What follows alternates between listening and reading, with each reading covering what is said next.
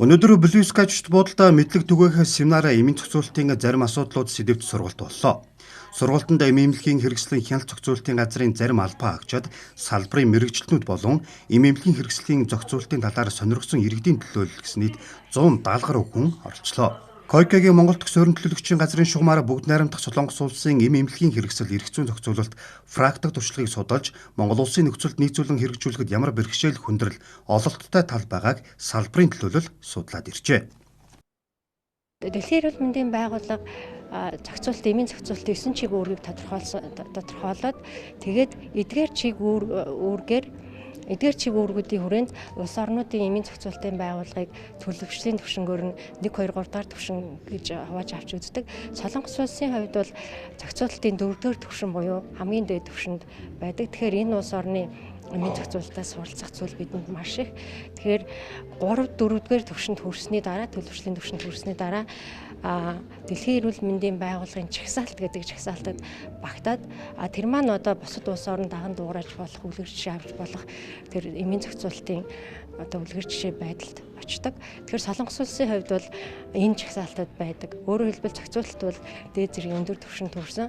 Мөн энэ чагсаалтад Солонгос улсаас гадна Япон, Канада, Америк нэгдсэн улс, Европын ихэнх улс орнууд зэрэг улс орнууд бол багтсан байдаг юм аа. За улс орн болгон өөрийнхөө зах зээлд нийлүүлэх эмийнхээ чанар, аюулгүй байдал, үйлдэлийн идэвхийг нотолсны үндснээр зах зээлд гаргах зөвшөөрөл олгодог байгаа. За манай улсын хувьд бол 1994 оноос эхлээд эмийг бол бүртгэж эхэлсэн. За Солонгос улсад бол бид нар ер нь бол эмийн бүртгэлийн зохицуулалт бол бус бүх улс орнуудад хэрэгжиж байгаа. Яг үндсэн зохицуулалт нь бол ерөөсөө чанар, аюулгүй байдал, үйлдэлийн идэвхийг нотолгооны үндсэн дээр одоо баталгаажуулаад зах зээл дээр гаргадаг. За бүгд найрамдах Солонгос улсын хувьд бол эм хүнсний зохицуулалт, аюулгүй байдлын зохицуулалтын яам бол ерөнхийдөө зөвшөөрлөө олгодог. За яамны доор нь бол эм хүнсний аюулгүй байдлын институт ажилладаг. За тэгээд нөгөө орж ирж байгаа эмэн дээрээ бол нөгөө үнэлгээг бол яг биечлэн хийдэг. За манай улсын хувьд бол тэгээд Солонгосын яг нэг эмийнх нь хувьд бол нийтдээ экспортод гардаг эм одоо дотоодоо импортлог эм нь бол зарцсангүй ингээд 50% байхад манайх бол нийтдээ бараг 80% орчмоо бол импортоор авж байгаа. За тэгээд ерөнхий зарчмын хувьд бол бид нар илүү нөгөө баримт бичгтэр тулгуулсан үнэлгээ хийдэг бол Солонгосын зохицуулалтын байгууллагууд нь бол үнэлгээгээ бол нөгөө газар дээр нь очиж үнэлдэг. За үнэлгээний том хилцүүд болон үнэлгээний багууд ажилладаг байна. Монгол улсын эмийн бүртгэлд өнөөдрийн байдлаар 4103 эм бүртгэлтэй байна. Үүнээс 2800 гаруй нэрийн эмийг жороор, 1103 эм жоргуу, 78 эмийг зөвхөн эмнэлгийн нөхцөлд хэрэглэж байгаамаа. Койкан 1991 онд эрүүл мэндийн тусламж үйлчилгээний тоног төхөөрөмж зэрэг материалын дэмжлэг үзүүлснээр Монгол улсад тусламжийн үйл ажиллагаагаа эхлүүлсэн төвхтэй. Бүгд найрамдах Солонгос улсын эмийн зохицуулалт болон хяналт үнэлгээ бүртгэл нь 4-р түвшинд хамаардаг. Энэ нь дэлхийд маш сайн гэсэн үнэлгээтэй юм а. Харин манай улс нэг гэсэн түвшинд хамаарч байгаа нь хамгийн бага үзүүлэлт.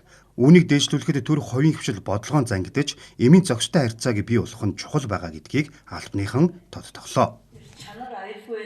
Үйлдвэрлэгч орнуудын зохицуултууд бас нэг онцлогтой байна. Манайх шиг одоо яг энэ одоо үйл ажиллагаанууд илүү одоо дөнгөж их төдий байгаа.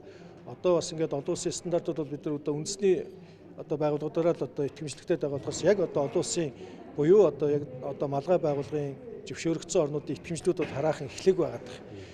Тэгэхээр энэ чиглэлээр одоо илүү дэмжих бодлогууд л ер нь явах ёстой.